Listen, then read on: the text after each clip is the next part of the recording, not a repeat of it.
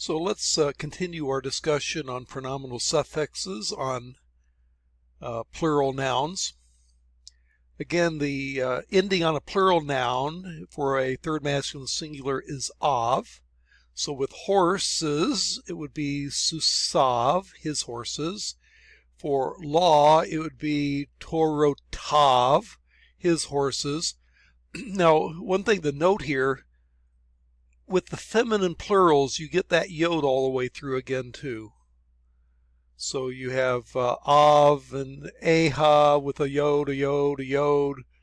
That's a mark of the plural. Now, it makes more sense with the masculine plural because that yod is actually part of the hierarch yod mem plural ending for the masculine. But by analogy, the same ending has been applied to the feminine plurals, even though there would not have been a yod there originally. So anyway, the "av" is the ending on both the masculine noun and the singular. The "eha," "suseha," her horses, but if you have Torah, it would be "toroteha," her laws. And then the on down the list, the "eka," again, a cough. If you see a cough, you know it's second person. If it has a kamatz in it, it's a masculine singular. If it has a shava in it, it's feminine singular. And if you have heavy endings, you know it's plural. And M is for men, and Nun is for nashim, women. And so anyway, those are the endings. And they're going to be the same for the plural noun as it is in the masculine, even though the anomalous yod is something you might not expect.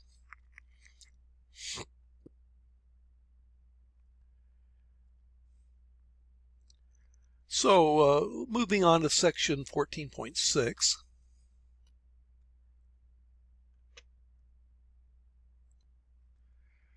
It turns out that nouns with pronominal suffixes are considered to be definite.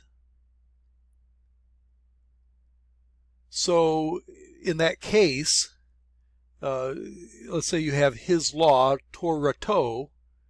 If you want to talk about his great law, the adjective great is gadol, but you would have to say his law, Torato ha gadolah, the great one. You'll have the article on the adjective because any noun with a pronominal suffix on it is regarded as definite. And that's also why you can use et direct object marker on nouns with the pronominal suffixes on it, because et is only used with definite direct objects. If it's indefinite, they don't bother with that. And if you have a pronominal suffix at the end of a construct chain, well, that's going to make the entire chain definite. So here you have anshe, men of, ir, city, anu, are. Men of city are, but it would be the men of our city. Or it actually could also mean our men of the city.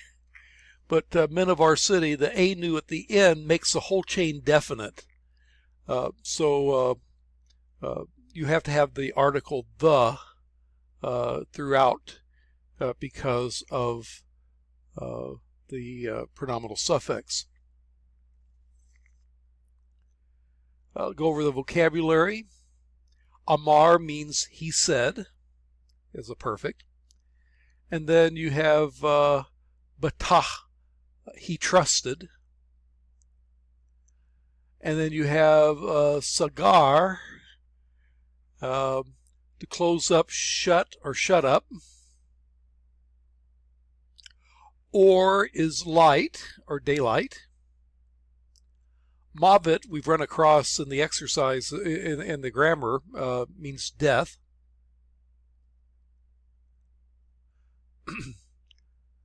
Malak is messenger or angel. If it's a messenger from God, then it's an angel. If it's a messenger from an ordinary human being, it'd be a messenger. The name Malachi, means my messenger. It has what looks like a pronominal suffix. Well, there is another interpretation that is short for Malachiyahu, which would be messenger of Yahweh. But anyway, Malak is angel or messenger. Mispar is number, like counting stuff. The number of people is so and such and such. We've already seen Sus, horse, and Susa, mare, in the grammar sections. And then you have Sava, army or host. Plural is Savaot.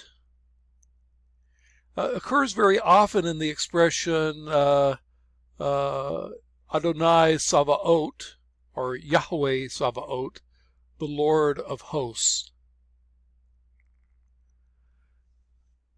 If you're familiar with the traditional hymn by Martin Luther, A Mighty Fortress is Our God, there's a line in there, Lord Sabaoth his name, from age to age the same.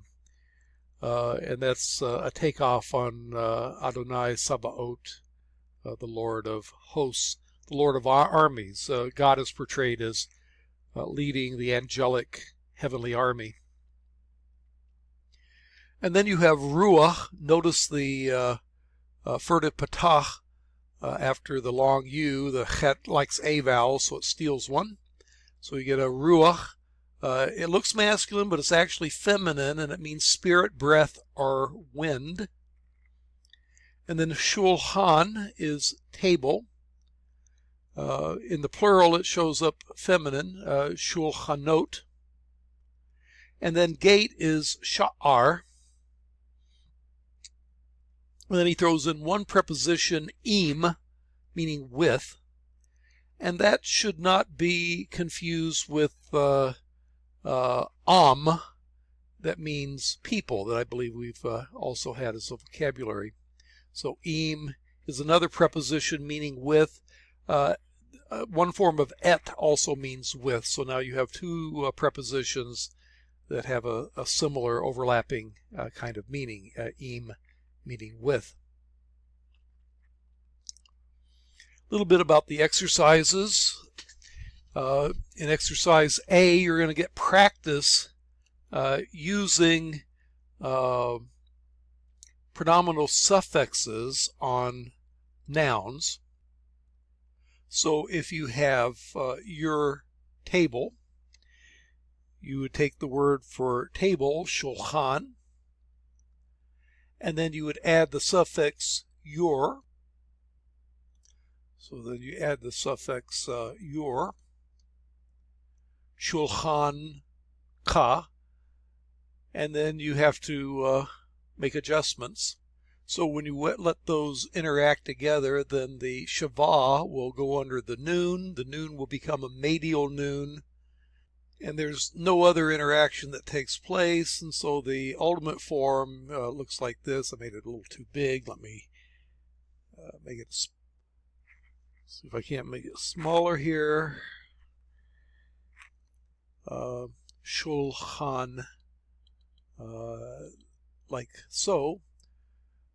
Might want to put a metheg with that kamatz, but figuring out how to type that was difficult, so I skipped that. I would write it in by hand if I were printing it officially. So anyway, that's pronominal suffixes that you'll get to practice on. And then you'll also read aloud and translate into English a number of sentences, like the first one, Ani zakarti et Shem Elohai u batahti bishuato. And that is, I myself, since you don't need the ani, that's a redundant pronominal, independent personal pronoun.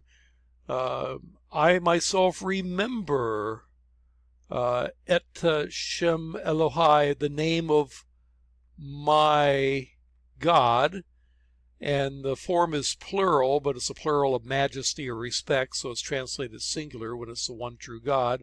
The name of my God. Patati, and I trust. Bishuati, ba is in, no dagesh because it's preceded by a vowel.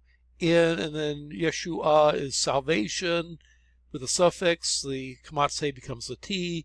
And I trust in his salvation. So that's the pronominal suffix on that last word, and that's what you're going to do for this section of the homework. Now, before doing the homework, though, you should work on learning the endings on the pronominal suffixes.